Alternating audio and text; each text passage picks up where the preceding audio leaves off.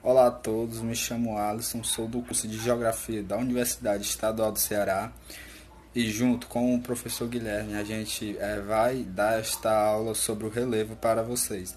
E uma das temáticas importantes para a gente entender o que é relevo, toda essa construção do entendimento sobre esta temática é o conceito de cuesta.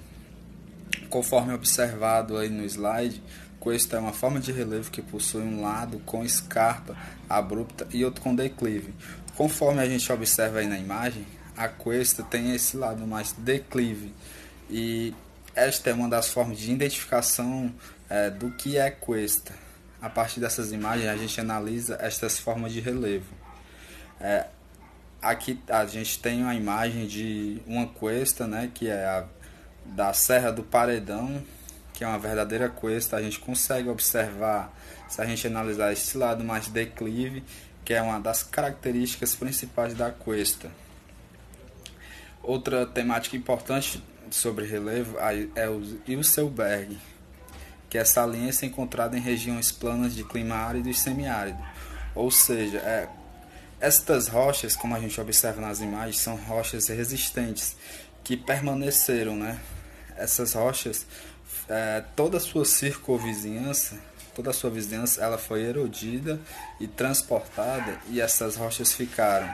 Um dos exemplos mais que a gente pode notar é no município de Quixadá. A gente observa muitos icebergs naqueles locais. E montanhas. Outra temática importante para a gente entender sobre o relevo é entender as montanhas, né? De acordo com a definição de montanhas, superfície elevada, dobramentos, formada pela movimentação tectônica, orogênese, são chamadas de dobramentos e podem ser consideradas modernos, cenozoico ou antigos, paleozoico. Usualmente, internacionalmente, consideram-se montanhas as elevações acima dos 3.000 metros de altitude, ou seja, para se denominar montanha, tem que ter essa elevação acima dos 3.000 metros. Abaixo de 3.000 metros, apesar de toda uma cadeia de relevo elevado, não são considerados montanhas. E serra. Tem uma pequena diferença entre montanha e serra, e é justamente a altitude, né? A serra, sua definição, terreno muito trabalhado pela erosão, ou seja, a gente vai ver um grande desgaste nesse tipo de relevo. Varia de 600 a 3.000 metros de altitude. É formado por morros, cadeias de morros, pontiagudos, cristas, né?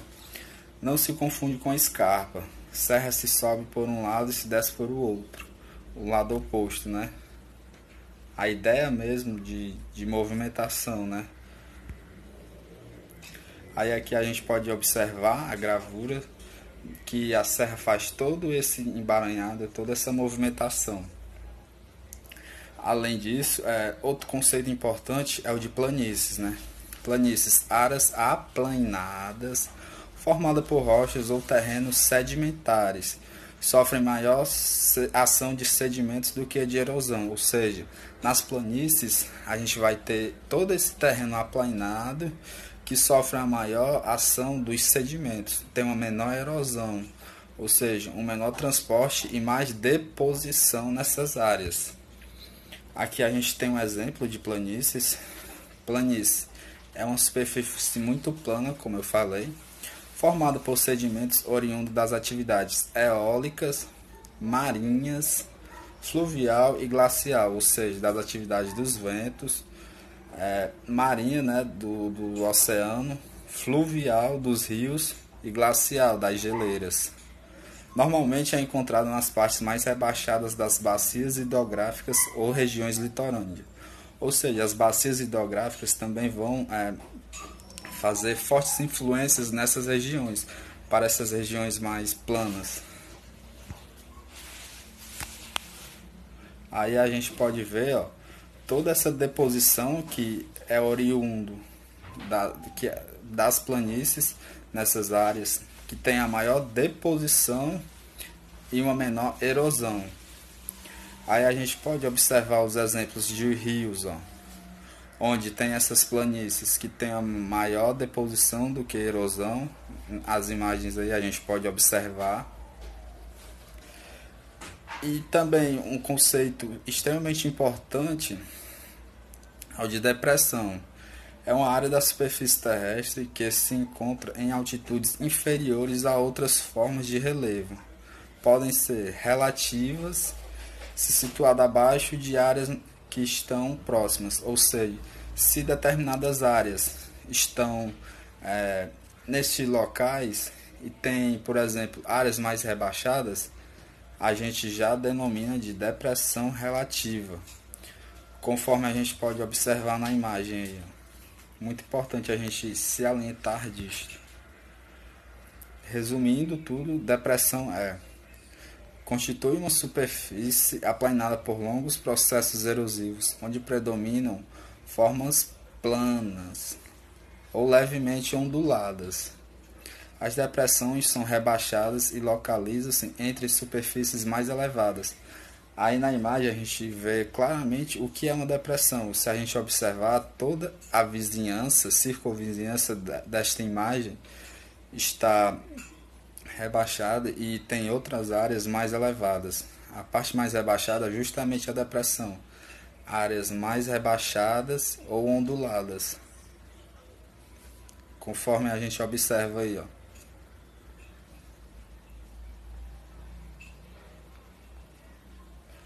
Tabuleiro. Outra temática importante para entendermos é o tabuleiro. De acordo com a sua definição, o tabuleiro é superfície com 20 a 50 metros de altitude em contato com o oceano. Ocupa trechos do litoral nordestino, geralmente tem um topo muito plano. No lado do mar, apresenta declives abruptos que formam as chamadas falésias ou barreiras. A gente pode observar, um exemplo de um tabuleiro. Se a gente analisar, tem a superfície mais plana do tabuleiro e normalmente os seus trechos então estão em contato com o oceano, que são chamados justamente de falésias ou barreiras. Relevo submarino e litoral. É importante a gente salientar, a entender também esse relevo submarino e litoral.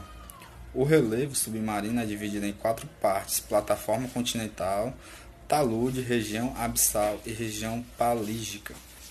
Conforme a gente analisa aí no slide, a gente pode entender e ver todas essas plataformas, né? Como a plataforma continental, talude, região pelágica e a região abissal. Aqui tem todas as denominações do que são essas formas e essas características de cada sub-região desta plataforma. O litoral, dando uma definição para litoral, né? Quando, durante o movimento das águas oceânicas, a sedimentação supera o desgaste, ou seja, tem a maior sedimentação do que o próprio desgaste, a própria erosão. Surgem as praias, Recife e Restingas. Quando o desgaste e erosão supera a sedimentação, surgem as falésias cristalinas ou sedimentares. Falésias, né? As falésias do sudeste ao sul são de estrutura cristalina. Ao longo do litoral nordestino aparecem falésias sedimentares, conhecidas como tabuleiro. Aí a gente observa as falésias de Canoa Quebrada, né? Quem já foi para Canoa Quebrada conhece esse ponto turístico muito conhecido, onde a gente nota as falésias que sofrem muita influência do oceano, que tem uma grande erosão nessas partes por conta da maré. Além disso, da força eólica, das transformações a partir por estarem próximos aos oceanos, sofrem muita influência do mar.